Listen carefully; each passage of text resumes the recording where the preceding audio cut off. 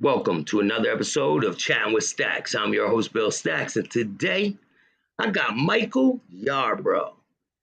He is the eyewitness of the Jimmy Hoffa murder, and we're going to get into it and talk about his story, and he's going to tell us what he's seen in Detroit on that day in 1970. It was 70, right? 75. 75. Yeah, 1975. I don't want to misquote the date, man. So, you want to introduce yourself to the people, man? Yes. How you doing? Staxx, this is Michael Yarbrough. I'm glad to be on your show today uh, to talk about what I witnessed happen to a man in the city of Detroit back in July the 30th of 1975. A lot of people don't really understand uh, what happened or where it happened at or how it happened, but I can attest to the situation firsthand because July the 30th, 1975, I had just graduated out of high school in Benton Harbor, Michigan. And I came up to the city of Detroit looking for work. And while I was up here, I was in Inkster, Michigan over my brother's house. My sister told me to come up. Hey, Mike, come up to Detroit. We got a lot of jobs up here. They're hiring at the in the plants, auto industry and Yeah. uh, building this big building downtown, the Renaissance Center. And they need help down there. There's a lot of jobs in Detroit. So I came down to Detroit. I heard on the news actually when I got to Inkster, Michigan, and they were hiring. They wanted people to come down and fill all the job positions down at the. It's called the Renaissance Center, but it's called right now. It's called the General Motors headquarters building. But back in July of '75, it was owned by Henry Ford III, and it was called the Renaissance Center. They called it the Ren Center for short. It's a But really anyway, famous building. I'm going to show the building right now. I'm going to show the outside, and then I'll show the inside of what he's talking about when he tells his story. Because if you don't know the layout of the building, the story will kind of be like, what? But so I'm going to show you the pictures of what exactly he's talking about when he tells the story and says that part and everything. So this is the building in Detroit. It's the Renaissance Center. It used to be Ford's building, right? The yeah, Ford Henry Ford. building. Yeah. This is the construction of it. This is around that time too, when they were building it. Right. So we'll get into some of your story, and then I'm gonna show the inside of it and what it looks like. So explain that day. You woke up that morning. What happened? Like, Well, I woke up that morning and while the news had came on that morning on channel no, 2 and no, no. The night before, the before when you went to go look for the job. I want to know that day. You set off to go there to go look yeah, for a job. yeah, I came up to Detroit, Michigan, Inkster, Michigan, actually, which is like 20 minutes out of Detroit, 15, 20 minutes away. I got into my green Firebird Pontiac and I drove down to Renaissance Center. They had just completed phase one of the building construction. And so then they invited all the people in to come fill the job positions and to see how nice the building looked so far since they had completed phase one. Phase one was tower 400, 100, 200, and partially the center tower, which is the hotel part. It used to be the uh, the Westin Inn back then, but now it's called the Marriott. But it's the tallest hotel in America, actually, that that I know of. And back then, they Yeah, I'm cement gonna the show a floor. picture. This is the inside. This is what some of those pillars look like, right? Well, that's what some of the inside of the structure looks like. The pillars where Hoffa is laying is way much bigger than that. Those pillars, way bigger. I Yeah, mean, they're huge. one's holding the whole building, right? They're like, yeah. Well, to each tower, So there's so two big explain, giant pillars up underneath. For each tower, there's two big yeah, giant because pillars they have under. to put a footing, because they put a footing first, right? They put the footing, and then they put the towers. Like they build these wood boxes around, and they pour cement in them for it to cure, and that's what holds Yeah, the building up. right, right. You got two pillars to each tower, and the ground floor is the cap, basically, to all those pillars for that whole entire building. The ground floor, which is pretty. I don't know how thick the ground floor cement is, but the area inside the pillars, they're like 8 to 10 feet thick, tall. And I don't know how big the round perimeter is on those pillars, but they're pretty wide. I mean, if you can imagine probably a swimming pool or, a above ground swimming pool in your backyard, that's about the size of, 24-foot swimming pool round, which will hold like 5,000 gallons of water. That's about the size of one of those pillars. And they're about 8 to 10 feet tall each, and they consist of four layers of cement. And where I saw them put Hoffa at, he's in the fourth level of the top of the pillar. The first three levels of that pillar was cured already. It was already cured hard, and on the very top one, the fourth one, there was some metal separators in between the 8 to 10 feet tall pillars.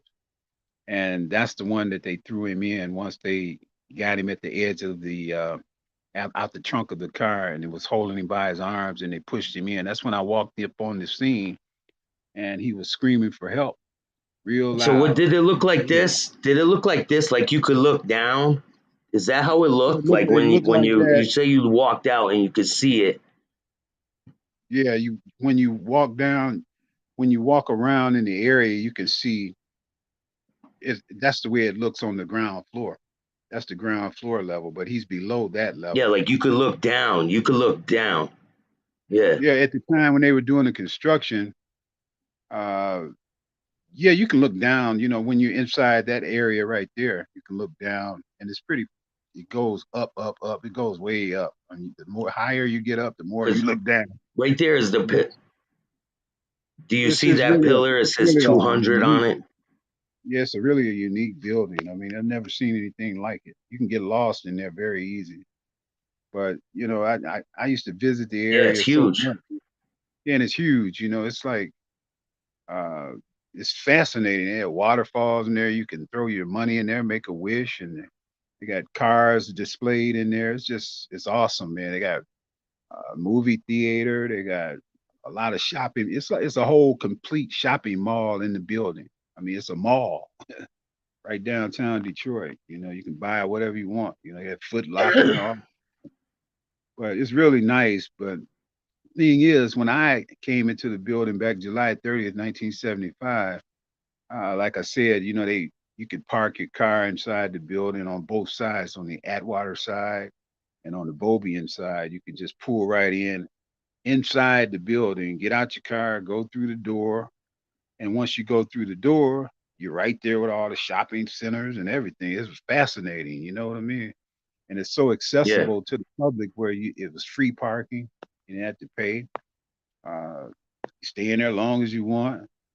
And the thing was, when I went in there, I came in the parking structure, came through the door, and I went through the up to Tower 100, which is over by the main entrance off East Jefferson Avenue, and there was a security guard sitting at the desk, and I asked him, I was trying to find work in the building because they wanted to hire fill all these job positions for the following year that was coming up, which would have been 1976. What they wanted to do is have those positions open so they could have a grand opening that year to celebrate the bicentennial year of 1776 and 1976. So that's why they Yeah. had such a uh, advertisement to fill these job positions. So I asked the security guard. I asked him. I said, "Hey, where's Clean America?" Clean America was like a temporary employment agency where you can come in and fill out the application for jobs. You know, all types of jobs. I was interested in security specifically. So he said, "Yeah, man, you go down the elevator. I mean, the escalators. It was two escalators there, one coming up, one coming down, and another one coming up, and another one coming down." So I got on the escalator. He said, "Take the escalator down to the ground floor and make a right, and that take you on down to Tower 400, which would be Clean America." So I went down the escalator. I don't know what made me take a left. So I took a left, and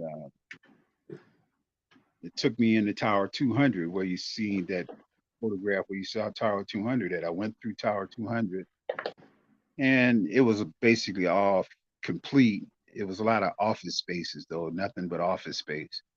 So I kept on going around, and then all of a sudden I saw this area with all this plastic hanging up and stuff, and lights hanging, and yellow lights, yellow cords, and white lights.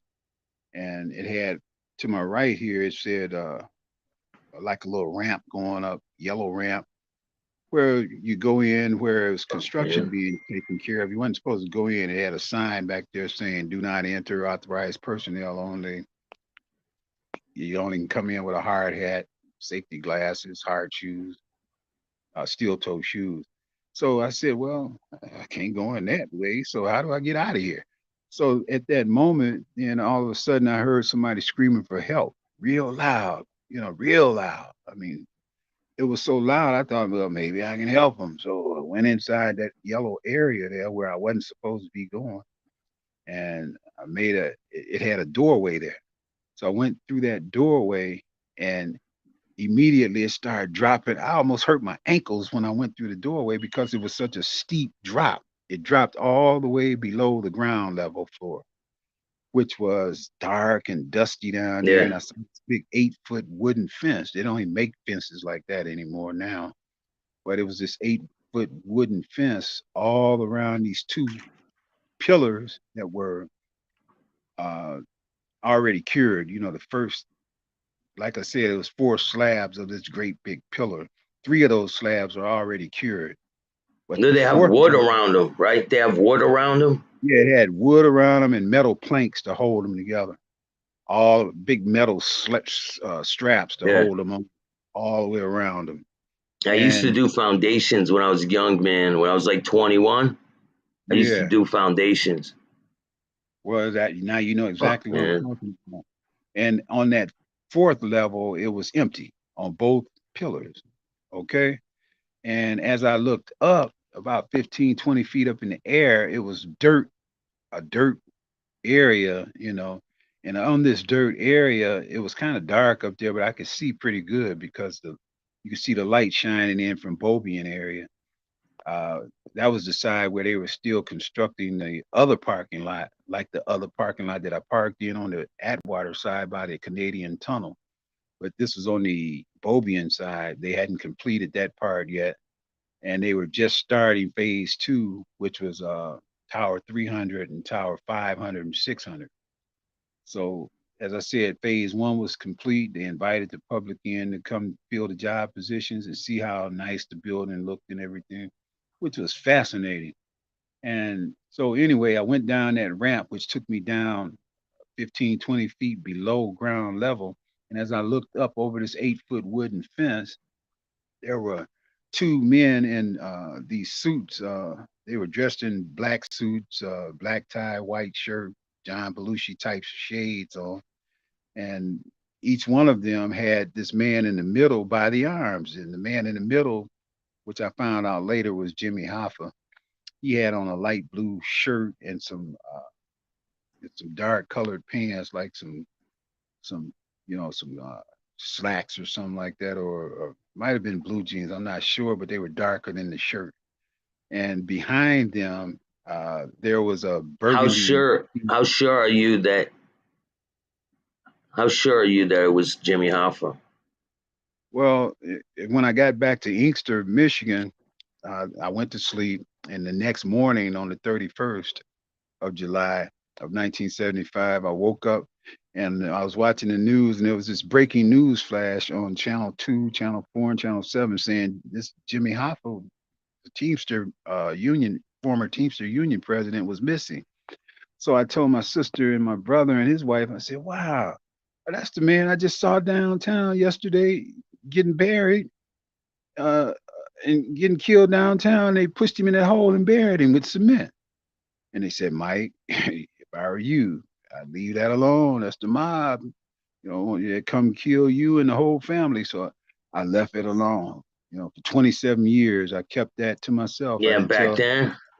Yeah, 27 years. I kept it to myself in fear for my life, and my family. So I didn't say nothing. I finally came forth in 2002, November, to the feds and told them what I saw. So But what was your? So you did go to the feds and talk to them about what you saw? yeah, I came like 27 years later and told them, which was exactly 21 years ago. They've been knowing about this 21 years now. So it's been a total of 47 years now that they've known it's been a total of 21 years actually that they've actually known what I know when I came to them. But getting back And you to, said, and you said you'll put money on it that if they look for him in that pillar, they'll find his DNA, his remains will be there, oh, of right? course, without it, no doubt, I'm 100% sure that he's there. Ain't no way that nobody could have came and dug him out of there. I mean, it was too much concrete poured on him for them to get him out, you know.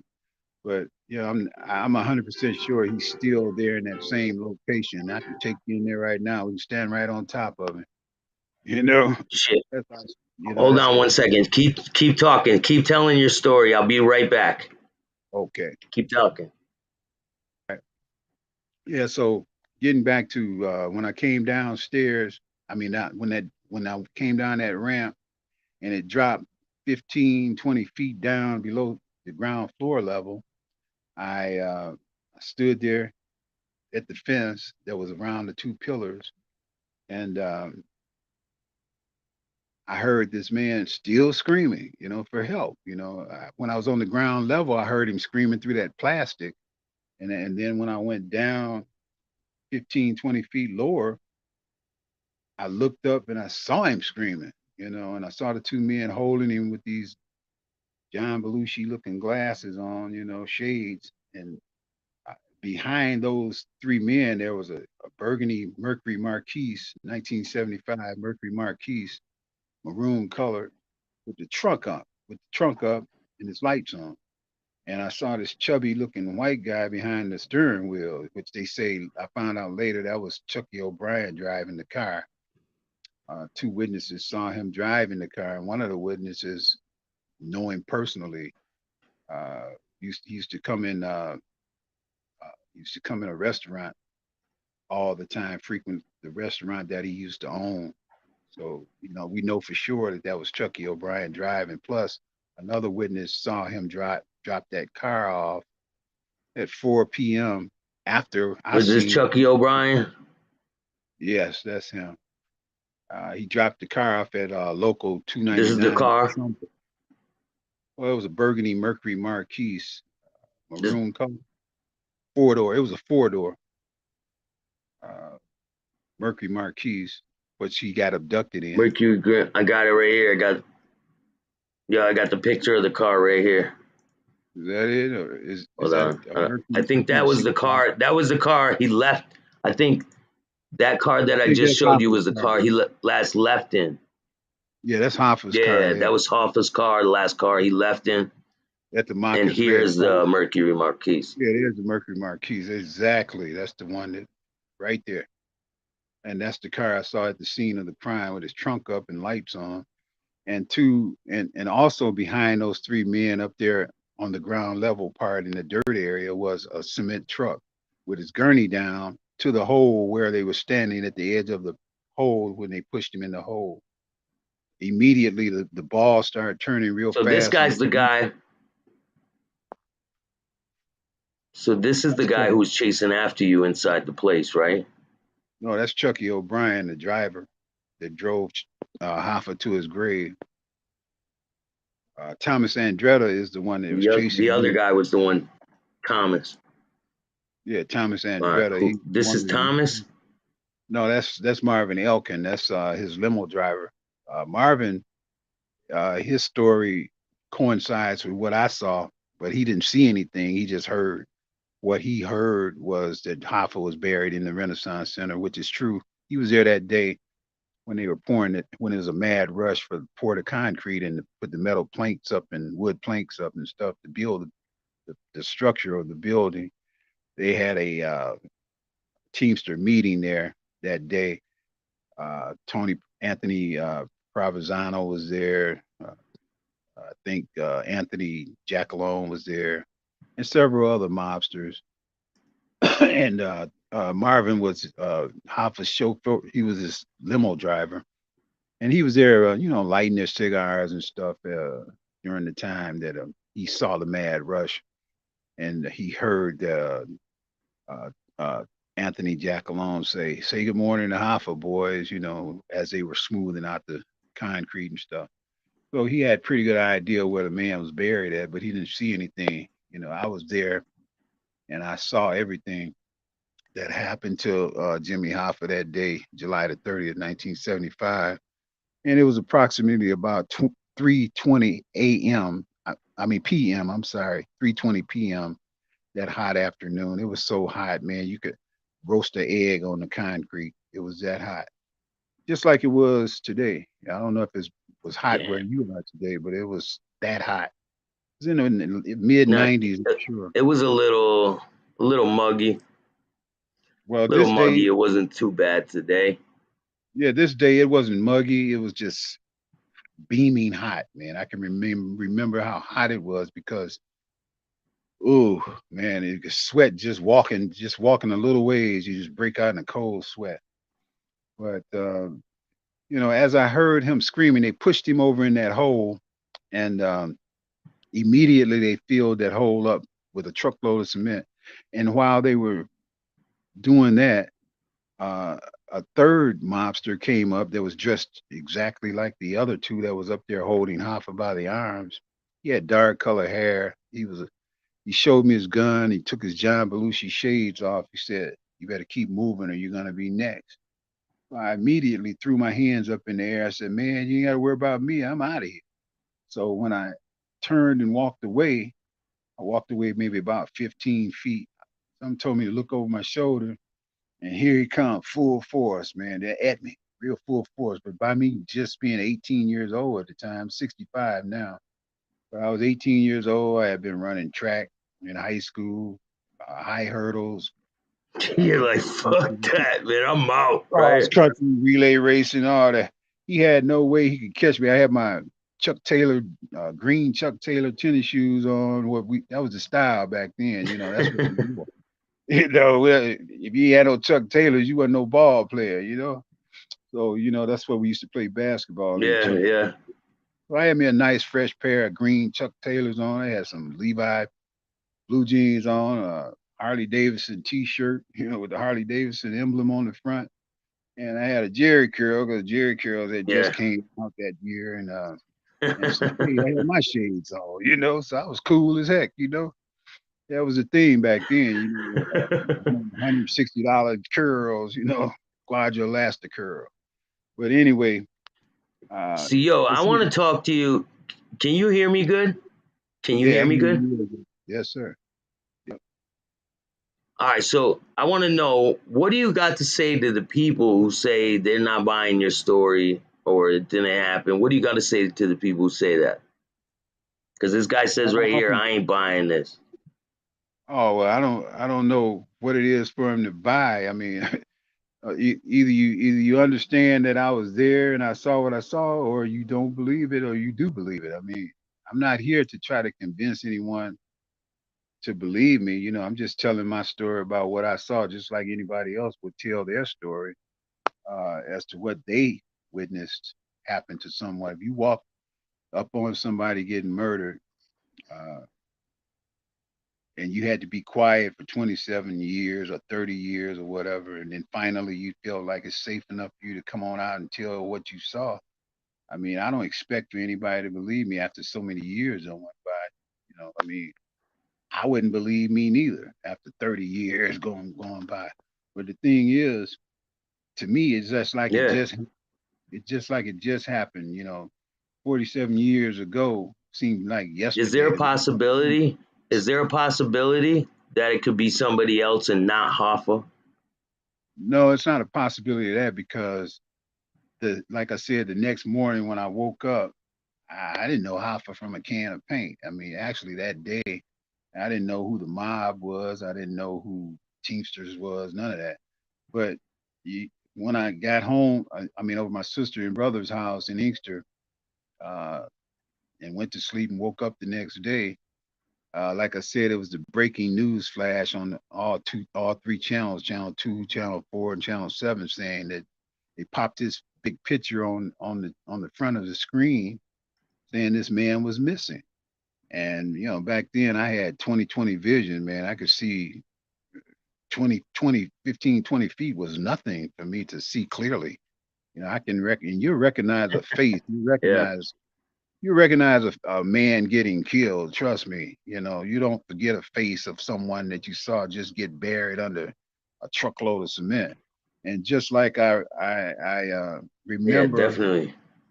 just like I recognize Thomas Andretta, I recognize his face in one of Scott Bernstein's mob books at the library about in 2017. I was going through some I mob gotta books, find his picture.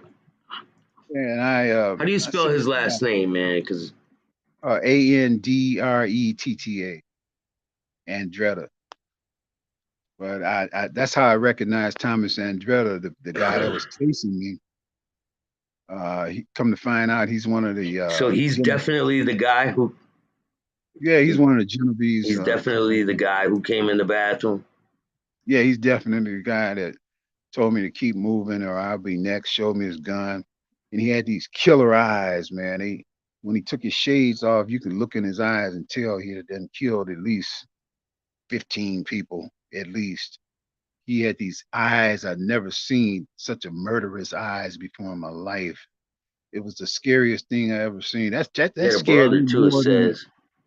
yeah, that's the guy to the left right there on your screen. I don't know if that's to your left or not, but the dark colored hair guy. Yeah, to Those are the other guy's his brother. So the other guy's his brother. They were he had a That's Stephen brother. Andretta. That's Stephen Andretta right there. He's the one that put that big lie out saying that Hoff was buried in some 55-gallon drum and was taken to New Jersey in a Gateway transportation trunk from the Raleigh house Yeah, in yeah. Southfield, Michigan. And he's buried at Moscato's dump. Now he's got the feds out down there Yeah, digging, well getting ready to do a dig in New Jersey.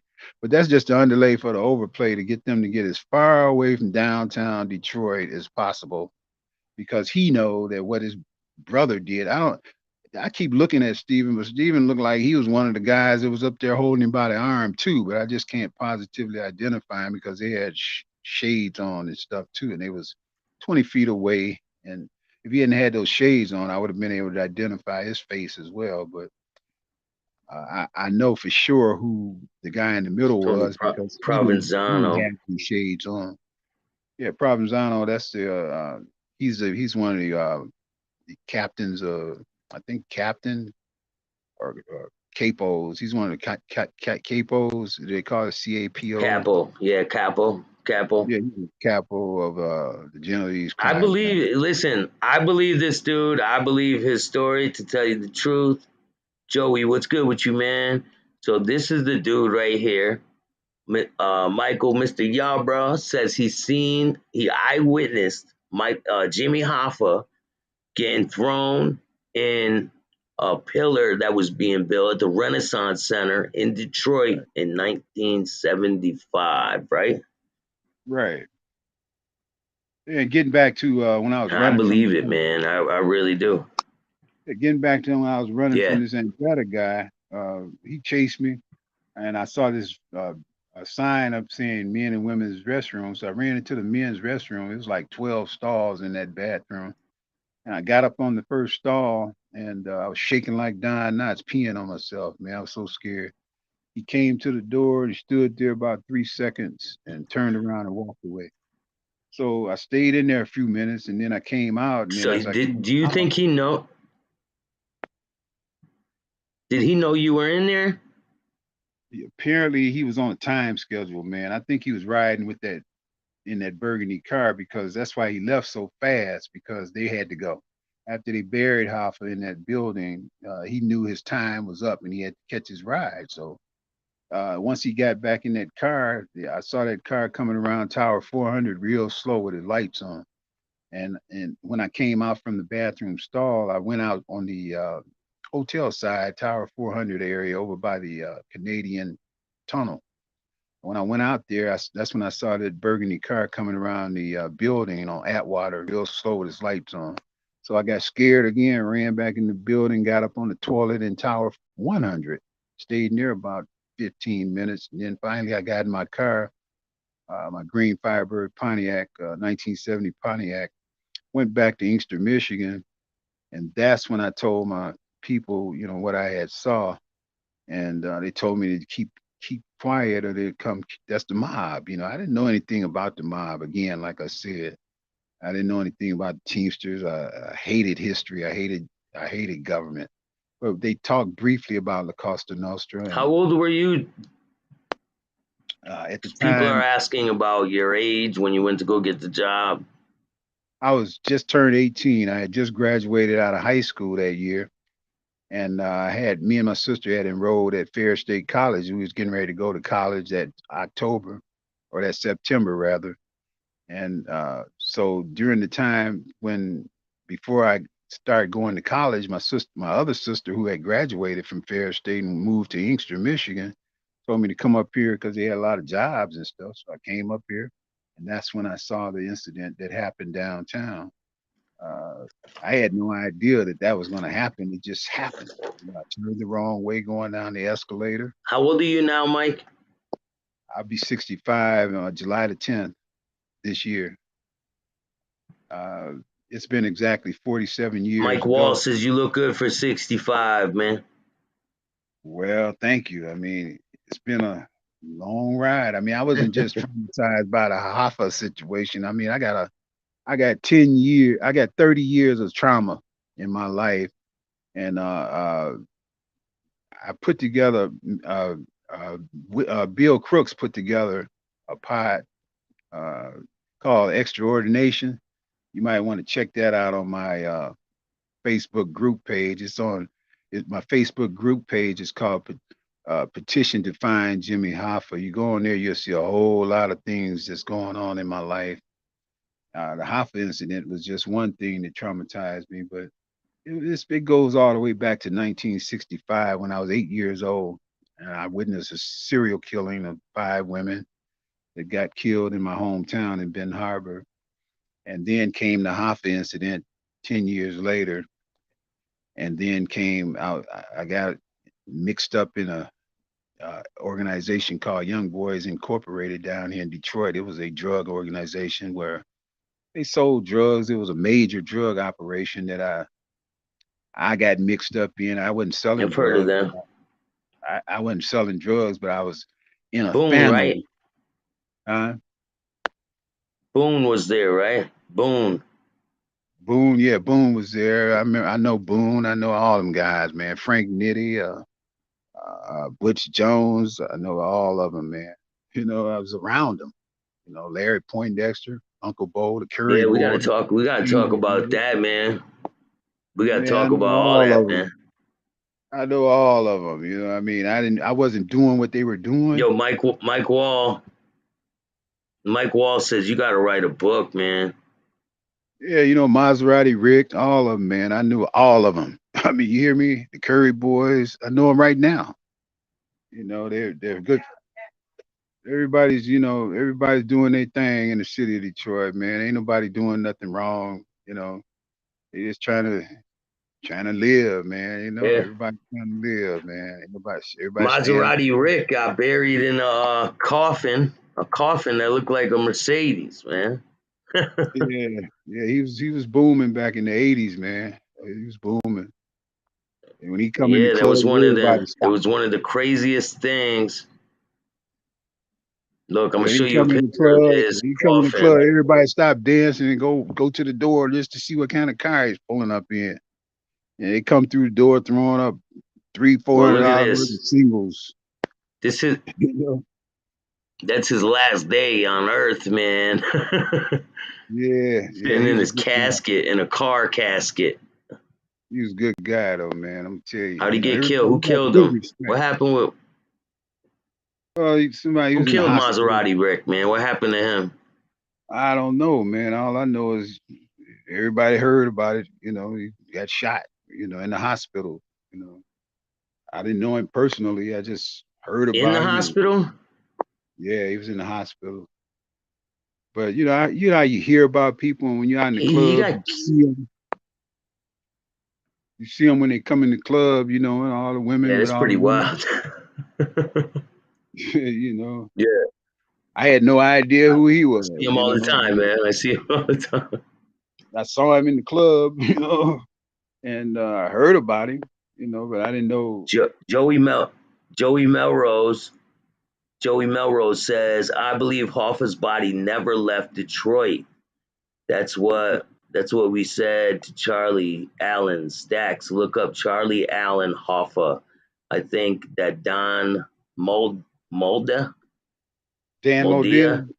has been Yeah, making money off of Hoffa's disappearance since 1975. Yeah, yeah, that's a Dan. coffin, man. That Yeah, Dan. He's steering everybody in the Charlie wrong Allen. direction. Man. See, you got these cats like Dan Modell and different people, man. They want their own theories to fly. You know, I don't know what's their purpose, but they want to They want their own believe. theories to be fact, right? Yeah, they want their theories to be fact, and they wasn't even there, didn't see nothing, but they want to compound their interests around the mob. You know, the people. They want to gather all the information around people who they think is credible, which are not credible, and So which are the ones who so it says right here, kill them. Charlie Allen was a bodyguard for Jimmy Hoffa, who said he acted as a bodyguard for Jimmy Hoffa, both in prison and on the streets. And he said his body was dumped in the Everglades. Come on, man. See, he's a practical joker as well. I mean, you know, why would people He come up must with all be. these wild, fictitious theories when they didn't even see nothing? I mean, if I were Come them on, and I man. They didn't see grabbed him nothing, in I'd Detroit sketch. and brought him to. If I didn't see anything, I wouldn't even try to elaborate on something that I didn't even see. I wouldn't even be on your show today if I didn't see nothing. For what? I mean, I'm not trying to gain no popularity or attention or nothing. I'm just trying to let people know that the Yeah, you're man just never trying to tell was. your story, and you want people to you want them Well, to I'm go trying there to. and check see if his body's really there. And you say That's you. true So too. tell me what happened the day that you went to go talk to the FBI about all this. What did they say to you? You went in there, or how'd it go? Well, you know, when I first talked to the feds, man, I had gave them the wrong tower. You know, because the way the building is designed, you get confused when you first come in. It's like you're not on the river. The way the building is designed, it's like you're facing the east of Detroit and not south toward Canada. So when you come in the building looks like it's it's hard to explain because the way it's structured, you know, once you get in it, it's easy to get lost in that building. But as I kept going and visiting Yeah. the building and stuff, I always remembered which tower it was that was being built, but I wasn't for sure if it was Tower 400 or 300 because I wanted to really forget about all that stuff what I had saw because it was a nightmare to me. I didn't want to think about it no more. Everybody kept telling me don't say nothing because if you do, you get killed, and then so I left it alone for a long time, man, long time. I tried to wipe it out my mind, basically.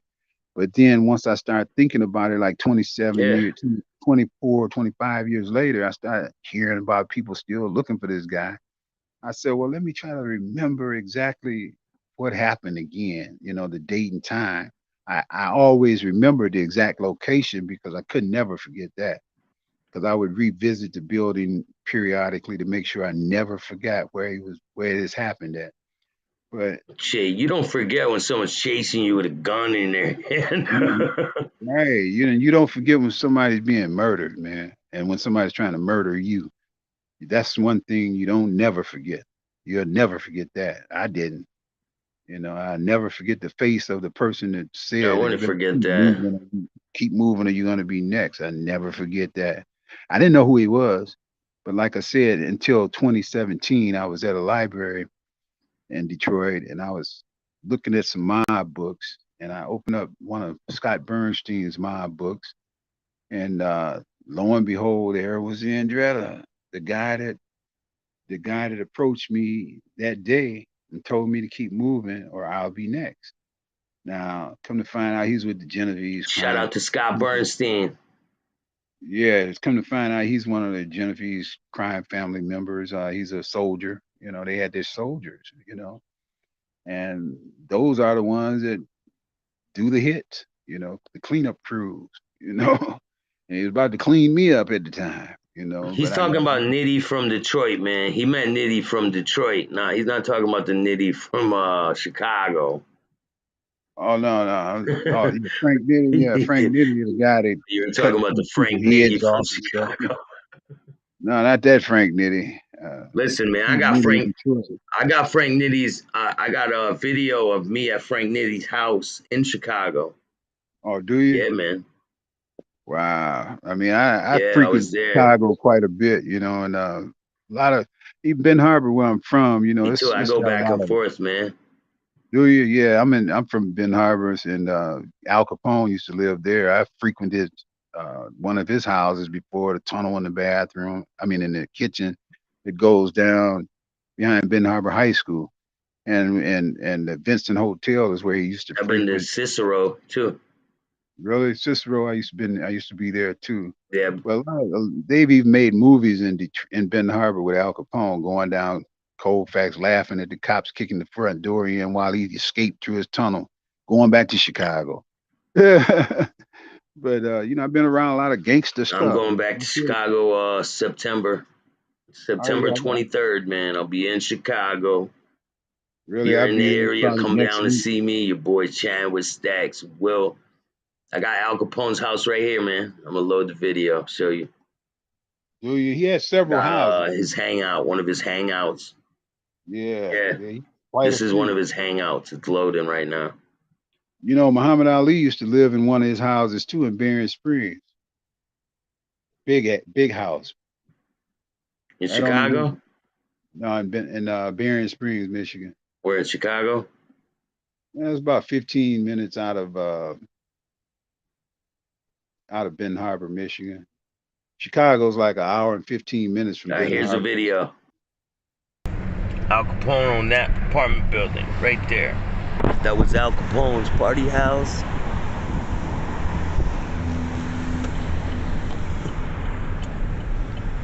This is 16th and Austin on Cicero. 1600. Al Capone.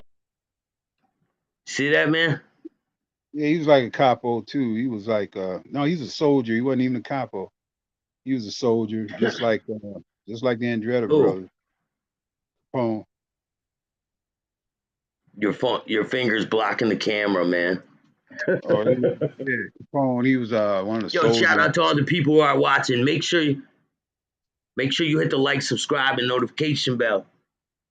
And yo, we're gonna get into your story, man. I'm gonna have you on again, and we're gonna talk about your story. I want to talk about all of your upbringing, getting involved with all these guys.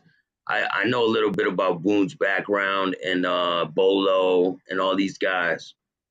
I Do know a you? little bit about Detroit, man. Oh, okay. Yeah, Okay. man. Yeah, I go back to like maybe 76, 77, back that far, you know. Hey, have you ever had any dealings with Gunnar Lindblom? No more than just a podcast. That's about it. He's a good guy though, seem to Yeah, be. shout out to Gunnar, man. Shout out to Bill Crooks. Yeah, Yeah, Crooks is I never had a problem with him, man.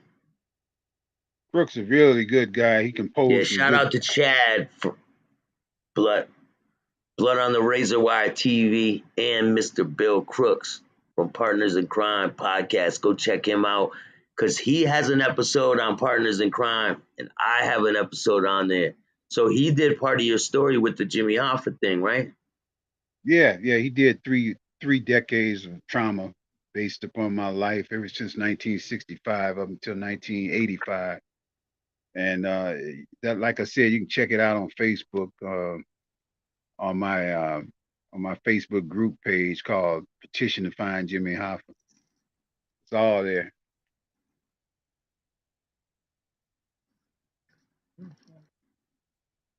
I just bought a car, man. Huh? Yeah, Just bought a yeah. car, man.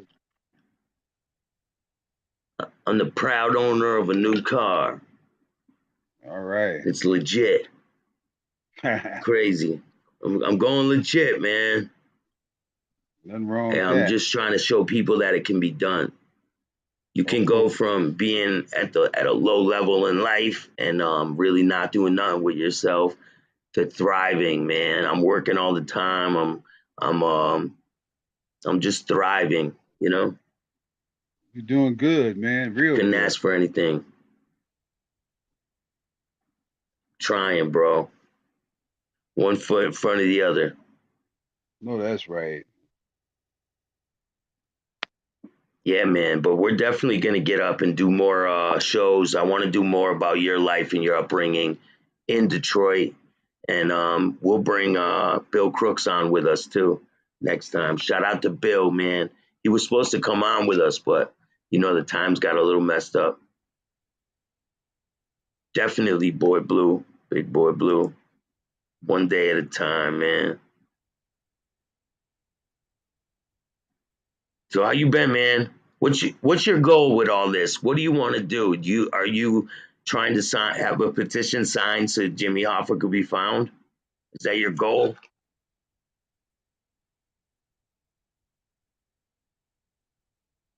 I can't hear you, man.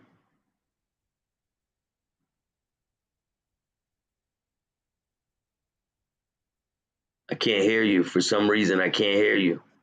Oh, can you hear me now? It's still floating around on my Facebook Yeah, page. yeah. Yeah, you hear me now? Now I can hear you. Yeah. Yeah. Yeah, the petition is floating around on my Facebook page called Petition to Find Jimmy Hoffa. So far, I got like maybe 18 people signed the petition.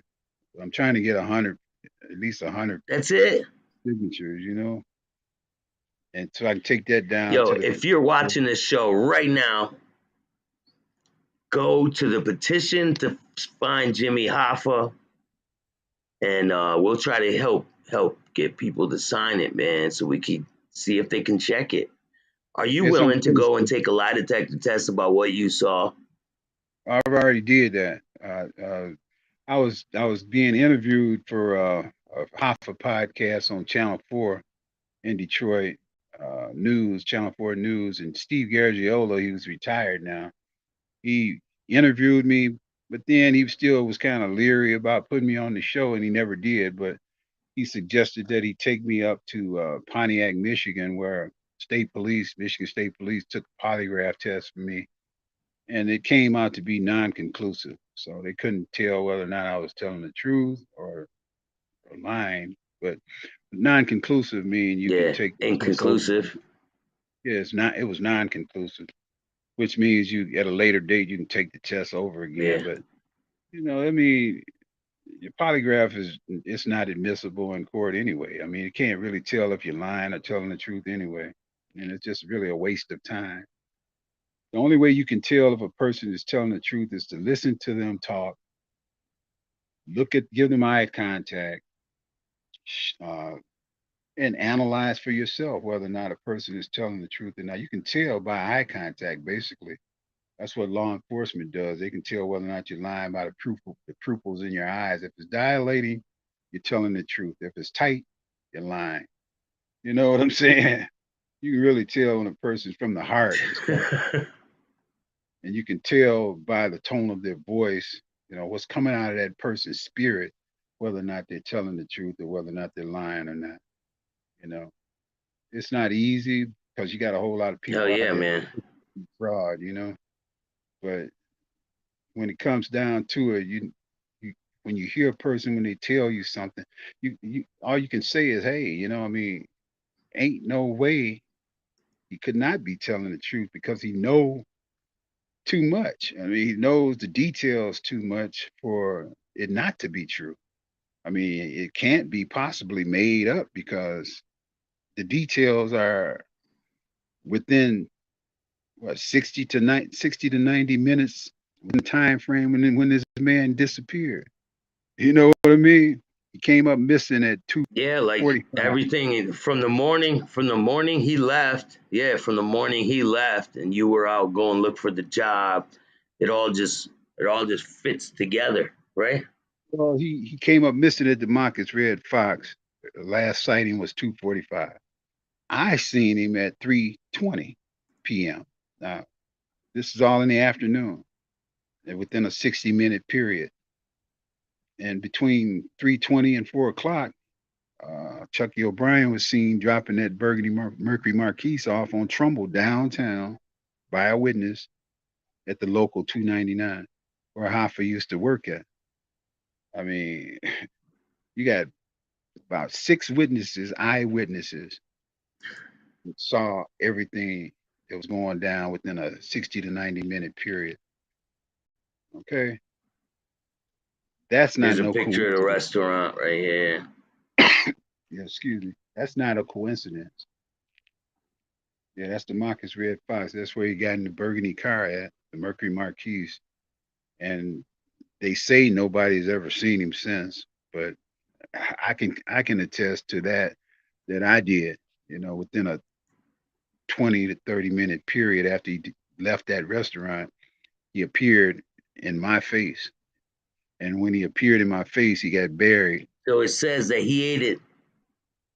It says he ate his last meal at the Marcus Red Fox, and I have a picture of who he was with at the restaurant. It says right here he ate his last meal, led by mob boss Anthony Pl- Plazzillo, Pozzalio, right? And the wise guy took him to the home, Carlo Lasitria,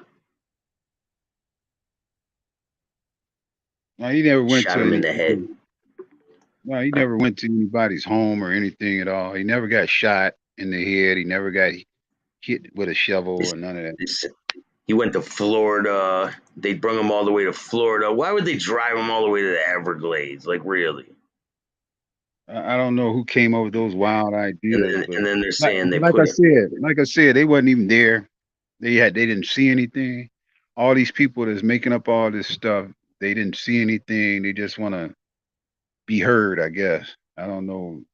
Maybe they just want to be heard to throw all the attention off what really happened. I don't know. The only person that I know of that came forth that knows what really happened is me.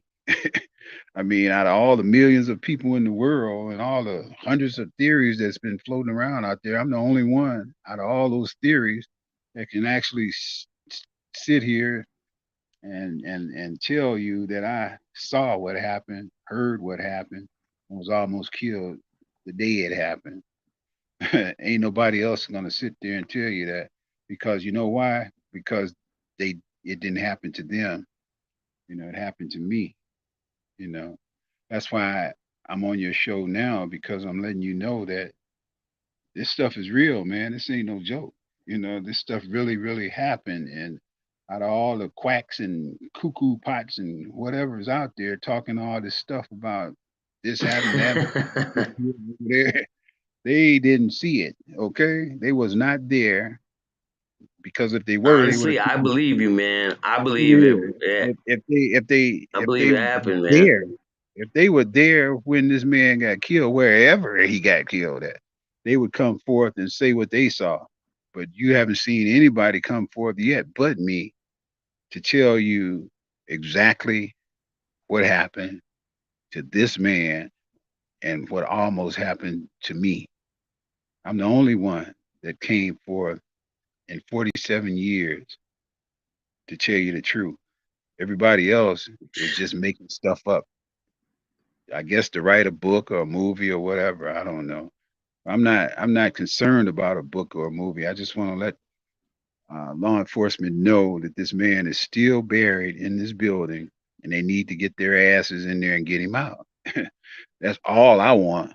You know, I just want them to find the man and get him So out. when you went to So the FBI, after you spoke to the FBI, do you think that they believed you when you talked to them?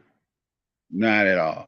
I mean, they okay, Mr. Yarbrough, thanks for coming in. Goodbye. You know, matter of fact, they even told me if I kept coming down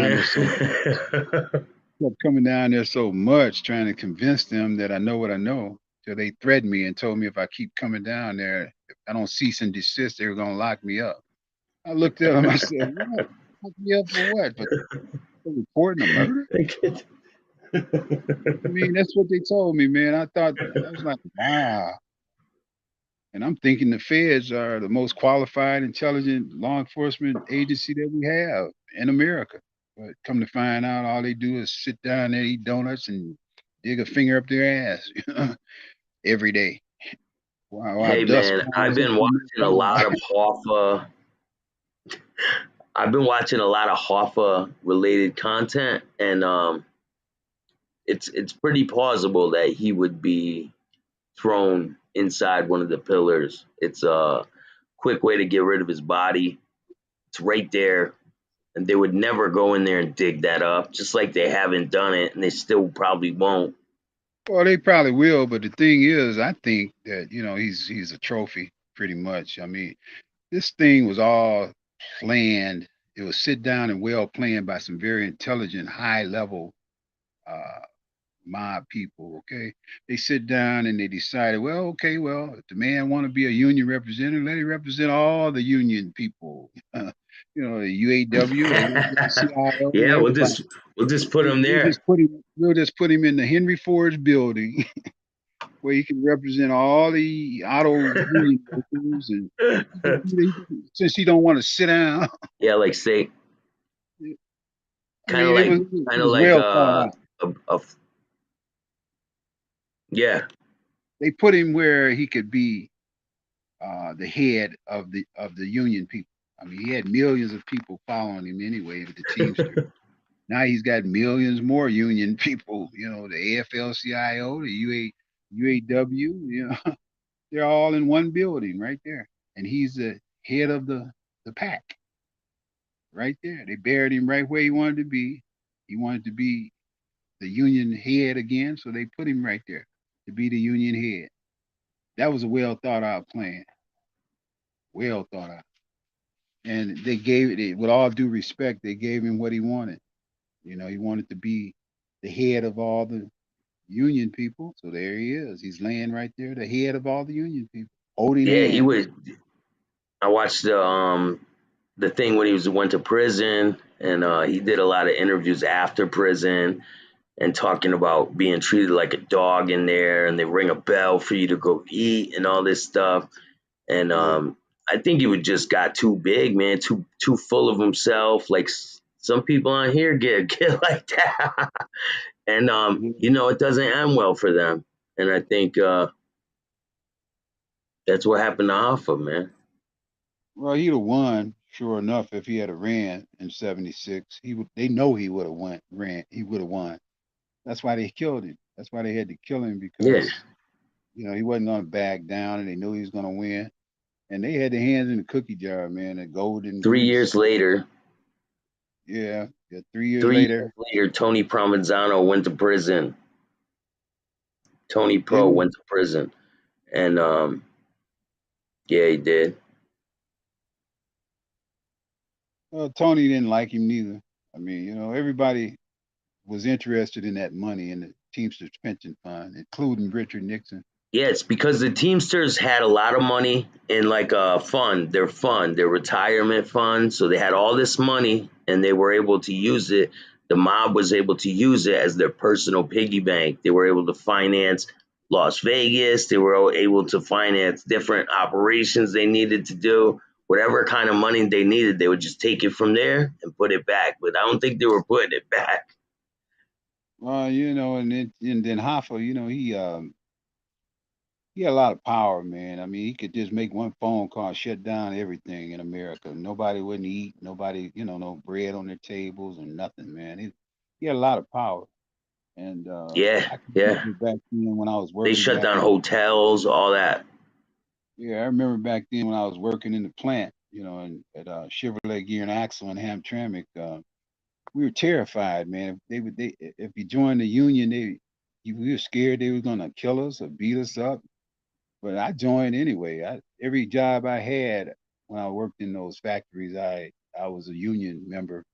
And then one time in 1980, I can remember my brother-in-law's father, my father-in-law, he owned his own trucking company, and he got killed, man. I don't know who killed him, but they they wanted him to merge with the Teamsters, and he refused to merge, so they killed him. You know, and this was in 1980, the How'd they year that kill him? they shot him. He shot him in his Eldorado. He had a white Eldorado with red seats, drop top, and shot him up. Because he refused to merge with the Teamsters. That's The company. crazy, man. So it was pretty. It was pretty. It was very, very stressful back then for people trying to own their own business, trucking business anyway, and people working in the factories and stuff. It was very stressful. That union stuff was strong, man. I tell you, it was strong. But you could feel the tension inside the plant every time they got to talking about going outside, picketing or anything like that. People were really scared, man.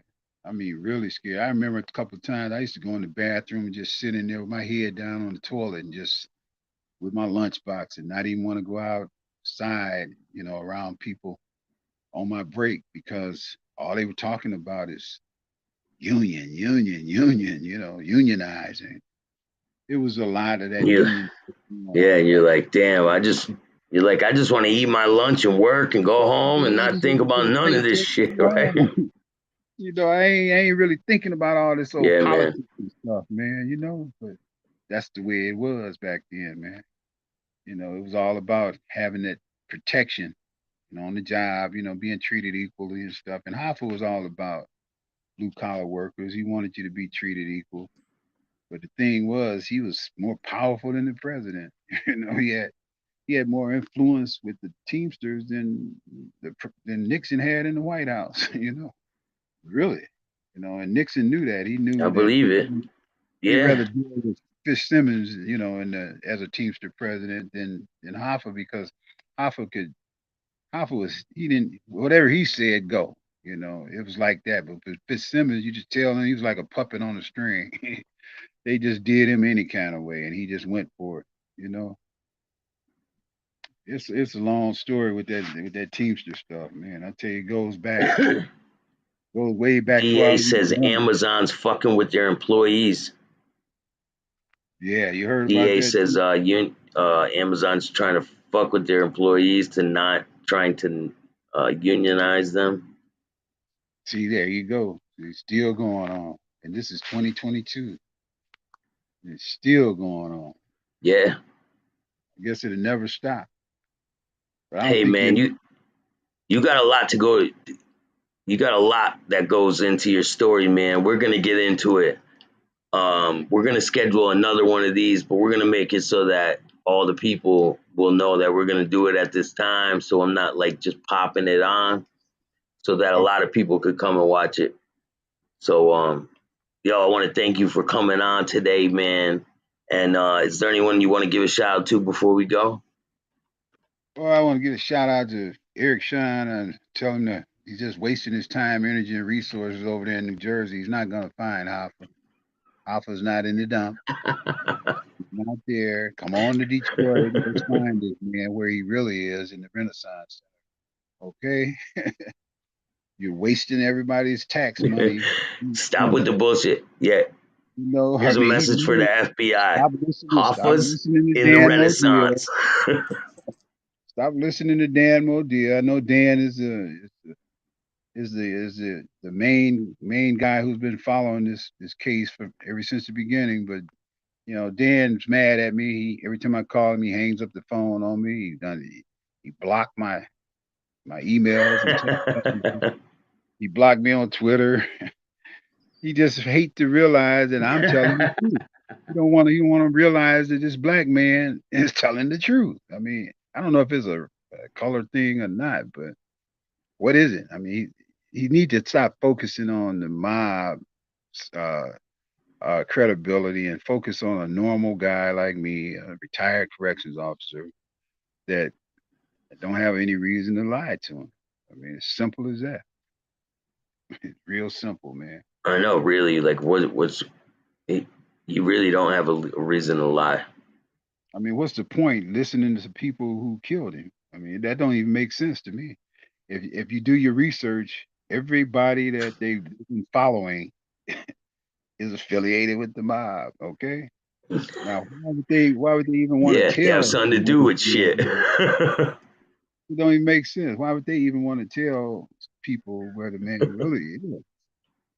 I mean, seriously, I just don't get the logic in it. I just don't get why the FBI is. He's in a golf course and they pissing on him. He's in a swamp down in he's under a He football drove him all thing. the way to New Jersey.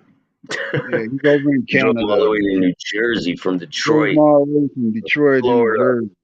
And he's in a helicopter flying to wherever. I don't know. These are the stories they jump hurdles over to go to, and wasted over 3 million or more in taxpayer dollars on this bull crap. And the real story is right Yeah, there. man, they have to. The real story is right here in there under their nose, right downtown Detroit. The real crime scene is right down under their nose. It's all good, man. You know, They'll get to the bottom of it eventually. Hopefully, they go check it out, and you get your day of "I told you so." well, it's gonna be a Right? lot of egg. It's gonna be a lot of egg in a lot of people's face. They hate to see it that a guy Hey, like me be the one to throw the eggs at them, but I can't wait. hey, man. I can't wait either, man. It'll be a good day. I just want to But see the yo, rest in expression. peace, I want to Mr. see the expression on everybody's face when they see Jimmy that I'm Hoffa. telling the truth. And I want to say, uh, little TJ got shot. The rapper. What the hell's going on, man? Put them guns down. People, man, with the guns. It's crazy. Bunch of haters out here, man. They just hating on everybody, man. Everywhere you Hey, go, man. every city you go to, they just hating on. As soon as a rapper get out there and think he's gonna go far, here come a hater. You know, I don't know what their problem is. Yeah, They here should be. come a It ain't like it was back in the day when we were singing R&B and stuff and rock and roll and stuff. Everybody was peaceful. But now it's like I don't want you to be better People than were me. happy when you made it, right? Yeah, people were happy for you when you People made were it. happy when you made it somewhere, did something with your life. They're not Right? hating on you for it. It's fucking crazy, man. Ain't I it don't though? understand, but I don't got time for the hate, man. I Me don't. neither. Me neither, I man. live a It should be positive all about life, peace. and I'm going in a direction, bro. I live a life most people can only dream of. All you have to do is watch my Instagram, and you'll see the life I live. Okay. Peace and love, Pretty man. damn good one. That's what it's all about. Peace and I love. appreciate you taking your time, man. We're definitely going to get you on again, and I want to go over your story about your upbringing in Detroit and all the stuff you got into. I want to talk about your job as a correctional officer. I want to get into all that, but Oh, it's critical. It's critical, we'll man. schedule I'll be it. glad. It's critical. Very, very critical. We got Paul Tanzo in the building. Shout out to Paul Tanzo. Love and respect from Boston. Thank you, my brother. Keep up looking sharp. Thank you, man. I appreciate you, Paul. Definitely, man. So, yo, man, we're going to schedule another one of these. Thank you all for watching. I appreciate you. Make sure you hit the like, subscribe, and notification bell so you can get my videos every time they drop. And if you don't like my show, then get your ass in the bathroom. I'll see you guys soon. Peace. All right, man. See you later. Thanks again, man. All right. Later, bro. Mm-hmm. Peace.